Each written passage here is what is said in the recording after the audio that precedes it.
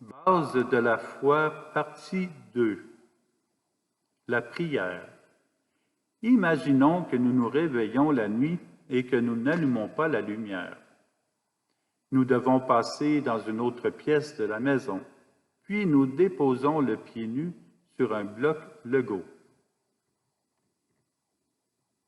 Qu'est-ce que cela nous fait lorsque nous marchons sur le bloc? C'est désagréable, ça fait mal, parfois c'est choquant, parfois c'est frustrant. Si nous allumons la lumière, est-il tout de même possible de déposer un pied sur un bloc Lego ou de nous cogner le petit orteil sur une patte de table? Oui. Est-ce que c'est la faute à la lumière? Non. Alors c'est la faute à qui?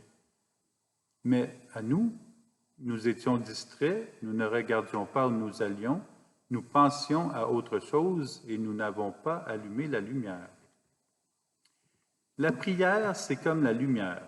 Quand nous prions, nous allumons la lumière de Dieu sur notre vie, dans notre vie, sur la vie des autres, dans la vie des autres, sur les situations aussi.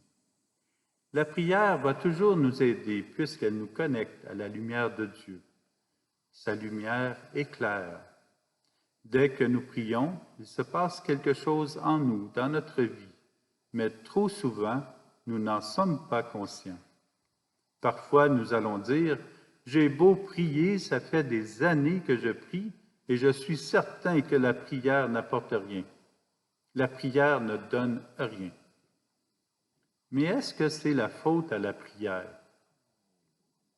Ou c'est nous qui sommes distraits? Nous sommes ailleurs, dans le passé ou dans le futur. Nous ne pensons plus à Dieu ou nous sommes simplement impatients. Pourtant, pour pratiquer la patience, nous devons être devant des situations qui nous font presque perdre la patience. La prière nous aide à vivre en relation avec Dieu, à recevoir la lumière de Dieu. C'est beaucoup plus simple de prier que de vivre sans prier Dieu.